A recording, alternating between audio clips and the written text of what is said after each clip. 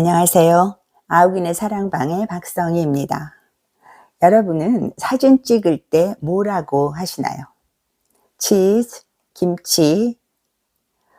보통 두 가지를 제일 많이 하지만 헤이가 좋다는 사람들도 있습니다. 표정이 좀 더 자연스럽다고요. 독일에선 스파게티도 쓴답니다. 저는 개구리 뒷다리를 좋아합니다. 사진을 찍는 사람이 개구리 하면 찍히는 사람이 뒷다리 하는 건데요. 단체 사진을 찍을 때 특히 효과적입니다. 재미있으니 다들 기분 좋게 뒷다리라고 외치면 전체적으로 활짝 웃는 사진이 만들어집니다. 가끔 앞다리는 안 되느냐고 하는 사람도 있지만요. 치즈든 김치든 헤이든 뒷다리든 스파게티든 원리는 다 같습니다. 입이 살짝 벌어지면서 입꼬리가 올라가고 웃는 표정이 되는 거죠. 나이 들면 팔자주름이 느는 데다 양쪽 턱과 입꼬리가 처져서 입을 다물고 있으면 무섭거나 심술 맞은 표정이 되기 십상입니다. 그런데 의, 이, 은은 발음할 때 턱과 입꼬리가 올라가도록 만듭니다. 이가 특히 더 그렇고요. 그래서인지 과거 일본에서는 딸들에게 어렸을 때부터 우미라는 말을 되뇌이라고 했답니다. 우미는 바다라는 뜻인데 우미 우미 하다 보면 입꼬리가 올라간다고 해서 그랬다네요. 표정도 웃는 모습도 연습해야 좋아진다는 얘기겠죠. 누구나 그렇겠지만 저 역시 가능하면 심술 맞지 않고 부드럽고 웃는 얼굴로 보이고 싶습니다. 팔자주름도 줄이고 입꼬리도 올리면서요. 그래서 집에 있을 땐 종종 카페에서 가져온 빨대를 입에 물고 있습니다. 직접 해보니까 볼펜보다 빨대가 편하더라고요. 입꼬리를 올리기 위해 빨대 물기와 함께 자주 하는 게 하나 더 있습니다. 어렵지 않습니다. 리리리자로 끝나는 말은 이라는 동요를 부르는 거죠. 앞에서 말씀드렸던 은과 이는 둘 다 치아가 살짝 드러나면서 입꼬리가 올라가게 하는데 이 노래를 하다 보면 리와 은이 반복되거든요. 원래 가사는 이렇습니다. 리리리자로 끝나는 말은 괴나리 보따리 뎁사리 소쿠리 유리 항아리. 리리리자로 끝나는 말은 꾀꼬리 목소리 개나리 울타리 오리 한 마리입니다. 작사자는 윤석중 선생이시고 작곡가는 미상입니다. 외국곡에 가사를 붙인 거라네요. 집에서뿐만 아니라 모임에서도 부릅니다. 고등학교 동기 동창들 동아리인 낭독방에서 합니다. 낭독방은 이름 그대로 여럿이 모여 영화나 연극 대본 혹은 소설을 낭독하는 겁니다.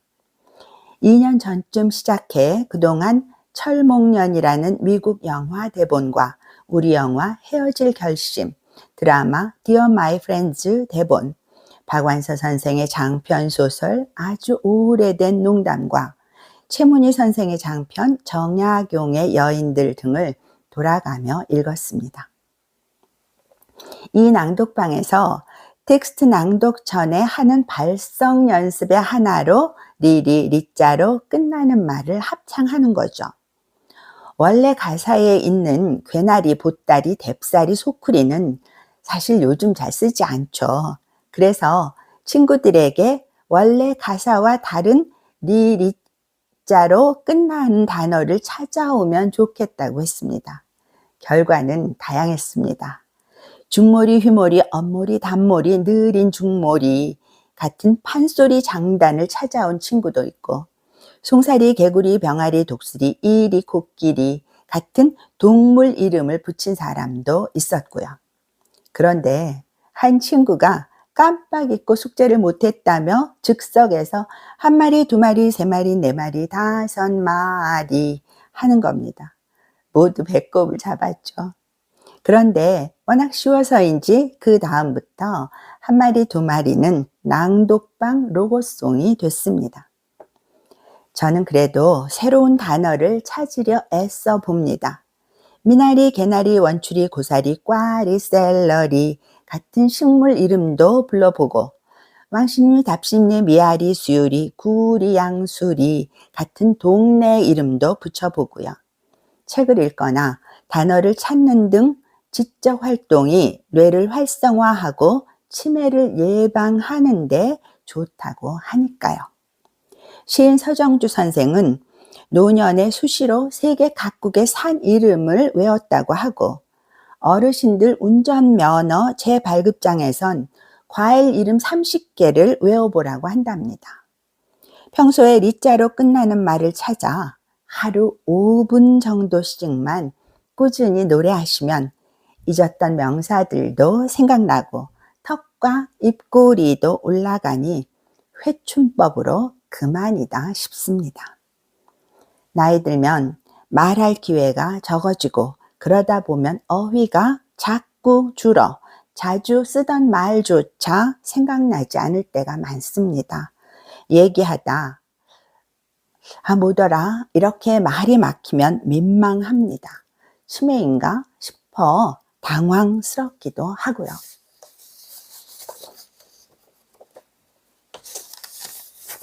뇌과학자들은 치매 예방책으로 책이나 신문, 잡지 등을 소리내서 읽고 필사도 해보라고 합니다. 낭독을 하면 혀는 물론 목 근육도 튼튼해진다고 합니다. 눈으로만 보는 것보다 훨씬 오래 기억할 수도 있고요. 필사를 하면 단어나 문장이 손끝에서 뇌로 전해져 같은 단어도 입력이 더 잘 된다고 하고요. 우리는 사실 모두 시한부 인생입니다. 돈이 많든 적든 권세가 있든 없든 다 늙고 종국엔 세상을 떠납니다. 저는 한때 정말이지 천하에 둘도 없이 영명하던 분들이 과거에 총기를 잃고 시드는 걸 보면 서글프기 짝이 없습니다. 늘 엄숙한 표정만 짓다가 그만 심술 맞은 얼굴이 되는 분들은 안타깝고요. 거꾸로 구순이 되어서도 호기심을 잃지 않고 총총하고 표정도 소년, 소녀처럼 맑고 밝은 분들을 만나면 조금이나마 닮고 싶습니다. 살아있는 동안엔 가능한 한 건강하고 총총하고 부드럽고 밝은 사람이기를 바라니까요. 그래서 짬짬이 빨대도 물고 개구리 뒷다리도 하고 리리리자로 끝나는 말은 가사도 고쳐 부르고 낭독도 합니다. 2024년은 여러모로 참 힘든 한 해였습니다. 해가 다 저물도록 기다리는 소식은 들리지 않으니 속이 터집니다.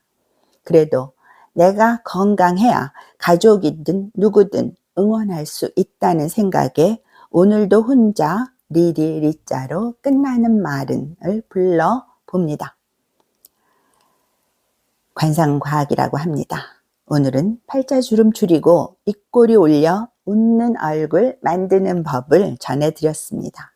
100번 듣는 것보다 한 번 보는 게 낫고 100번 보는 것보다 한 번 해보는 게 낫다고 합니다. 그까이 거 하지 마시고 하루 5분씩만 실천해 보시면 분명 눈에 띄는 효과를 얻으시리라 믿습니다.